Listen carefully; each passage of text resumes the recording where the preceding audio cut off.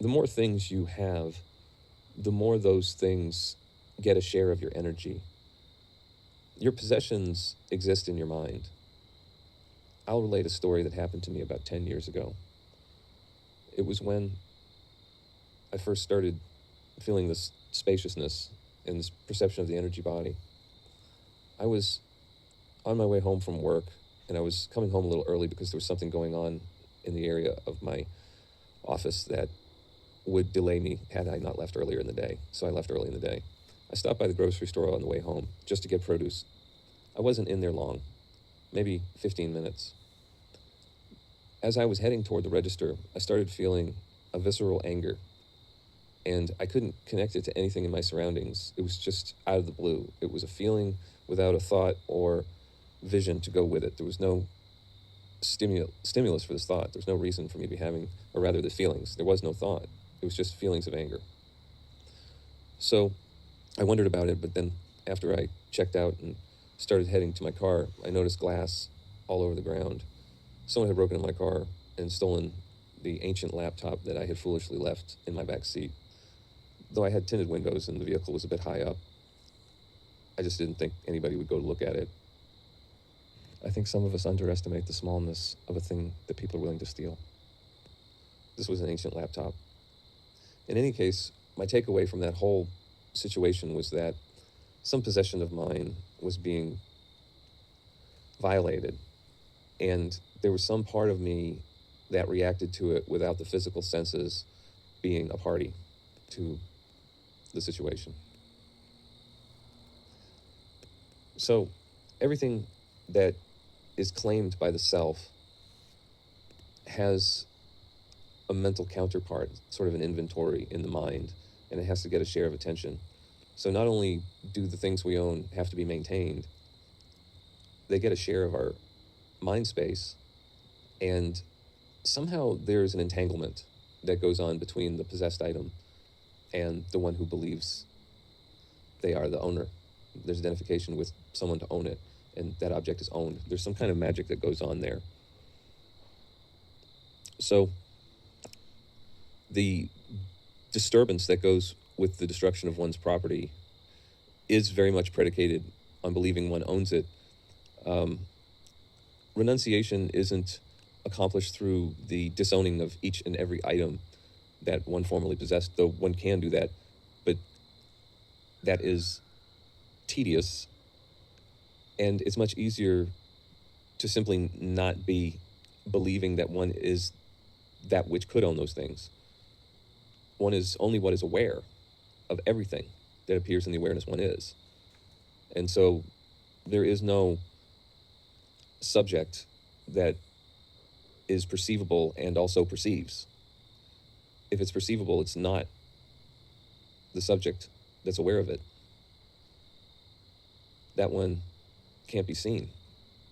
That one is only awareness. So in losing that identification with the one to own, then all of these things can still be made use of, but there's no attachment to them, and so there's no reaction to their fate, not really. There's an acknowledgement of the inconvenience that their repair or replacement may entail, but there's no inner disturbance. So this thing that happened at the grocery store was instructive, even if it was only imaginary or a great coincidence. The connection was made, through pattern recognition, that something happens to a possession that brings about a reaction that really shouldn't have been, because there was no sense data to make it apparent. In my videos, I often speak of a system of control, like a panopticon, and the presumption on the part of those in charge is that just because we've developed the technology to do it, that it should be done, as if the technology, just by virtue of existing, should be allowed to build a bridge around the Bill of Rights, whatever human rights you may have wherever you are, and they're variable. But it's like the existence of the technology negates the right to have rights just by virtue of it existing. It's like, oh, hey, this thing is unprecedented. It hasn't been addressed yet, so, it doesn't apply to the Bill of Rights. There was a certain CEO, you've probably heard this, essentially saying this, that through technology we can circumvent the will of the people and corral them into these, now these are my words, open-air digital prisons. question of whether or not that's an acceptable condition in the mind of the average citizen hinges on trust. But frankly, people cannot be trusted. When the consequence of action changes, like when power becomes detached from accountability, you just can't trust a person. You just can't trust people who have power over you. Human beings just aren't up to it. They have proven themselves to be inadequate to hold power over others without accountability. I would say that those who would acquiesce to the system have a certain idea about human nature that ignores human history. And those of us who would resist it understand that people don't change, and that when you put them in a position of absolute power over others, bad things happen. My aversion to being controlled like a farm animal stems from my agreement with that latter view, that power corrupts. Again, I say this is evidenced in the Milgram experiments, as well as the arc of history itself. We see how the bargain changes when the power dynamic does. Promises mean nothing after power has shifted hands. Those who would acquiesce to tyranny are blind to this for some reason. It's just like in Spaceballs, when Darth Helmet tricked Lone Star and just like took his ring. You know, evil will triumph over good because good is dumb.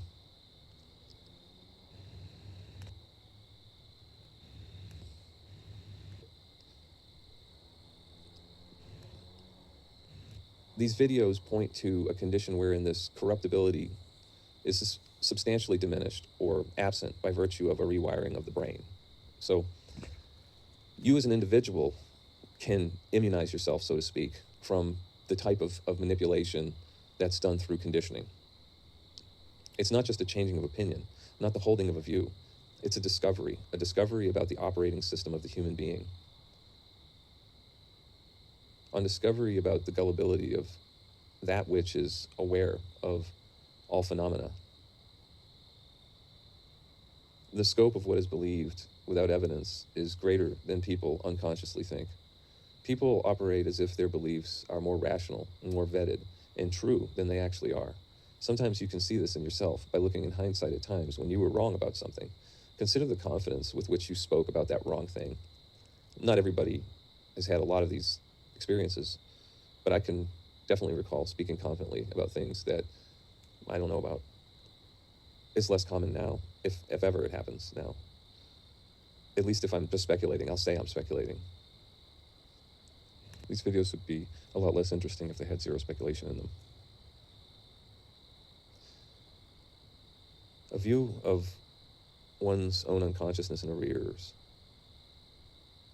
It's realized that it's an automatic believing of everything. That automatic believing of everything causes beliefs to be geographically distributed. It's the breaking of that automatically believing, that ignorance that frees us from that which turns us into monsters when we have power. The scope of those wrong beliefs includes identification with the body and conditioning. Those things arose from the causal chain, extending back to the presumed Big Bang. It's all just a splash in a pond, but the complexity of it, combined with the gullibility of awareness, makes us think that there is doership, that we are the author of all. Like, have you ever had a moment where the impression that you were making any decisions vanished, and yet things were happening? I've had this happen several times, and I've heard other people speak of it, but when an exigent circumstance arises, like I have on several occasions just found my body doing things automatically, like without thought. And it makes one question whether or not there is just an automatic belief in doership. That everything is very premeditated and controlled as free will. Yes, decisions are made at every intersection, every choice, but that which makes those decisions does not control those intersections. People think that because they can pick one intersection that then determines the subsequent ones, that they have free will. But all of the intersections are predicated on intersections that predate birth. And the conditioning itself, that with which there's identification, is just a mass of impressions in consciousness born of the experiencing of dependently originated events. All those things determine choices. Let's set aside the solipsistic view and assume that's not the case, that I am not the only mind in this universe. Consider what makes me, me, and what makes you, you, And we start stripping away those things until we come down to that which is the only thing we have in common, truly. And that is awareness itself.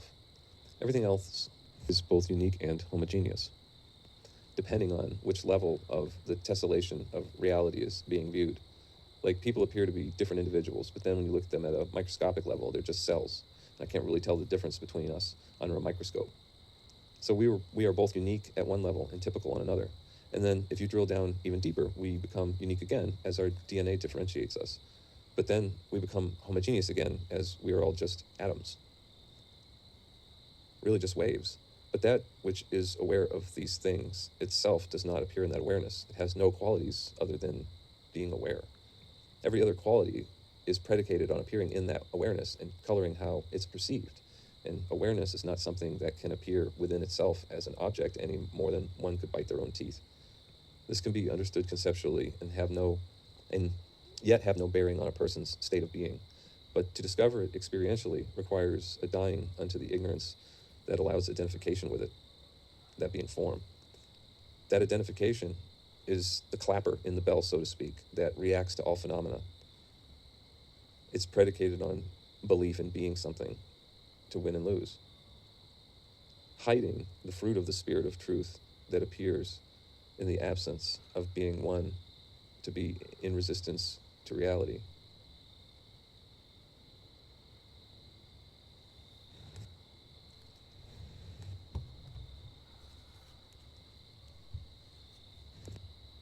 When the clapper of self-identification is no longer in the bell, you can shake it all you want, and it's not going to ring with suffering and distress. That's not to say that one becomes masochist or a doormat. All of the conditioning is still there to be used in a practical sense. It's just that there's no wasting of energy from worry. Many traditions reveal the pointlessness of worrying, meaning if we are preparing for battle, the worry we hold will not serve us positively, but the energy wasted in that endeavor will diminish us in the face of the challenge. One result of success on the warrior's path is the elimination of this kind of wastage. But the scope of consequences of that inner arrangement go well beyond the end of worrisome rumination.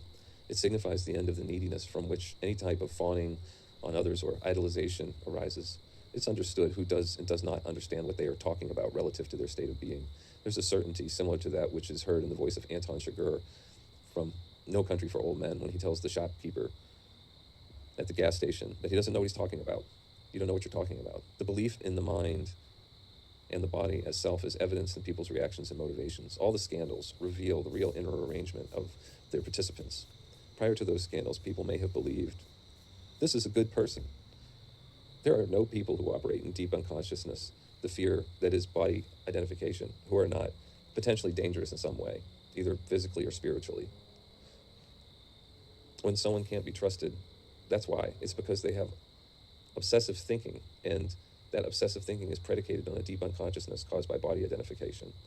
The more twisted they are, the more unconsciously fearful of death they are due to this ignorance of body identification. Right intention is one of the branches of the Eightfold Path in Buddhism. The Eightfold Path purports to lead one to enlightenment, freedom, nibbana. Wrong intention can bring one to a place that's like doing a wrong step on an IKEA build that makes all of the subsequent ones pointless.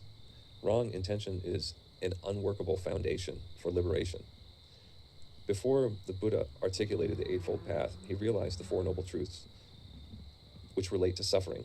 The seeds of right intention are in the Four Noble Truths, and the seeds of wrong intention are outside of it. Desire is predicated on the ignorance of being identified with one to win and lose, and wrong intention always serves something appearing in the awareness one is, be it subtle or gross. But there is a purity of motive in the earnest pursuit of suffering's cause and end. If the connection between suffering and the wrong identification with things is understood, then intention will not be directed to the service of a thing for which there is fear. Right intention is supported by right view in this way. If there is wrong view, spiritual practice seeks to serve something, the identification with which forever thwarts its aim. It's like I keep saying, spiritual practice that works for the benefit of something with which there's an identification is like standing inside a bucket expecting to pick oneself up by the handle. It's that thing with which there is identification that will always bring disturbance, no matter how earnestly stillness is sought. The mind cannot be stopped. Thoughts will arise. There will be thinking. It's the reaction to that thinking that precludes stillness. If there's no automatic belief in being something that relates to those thoughts, they pass by like clouds. They're like letters that have no recipient to be returned to sender.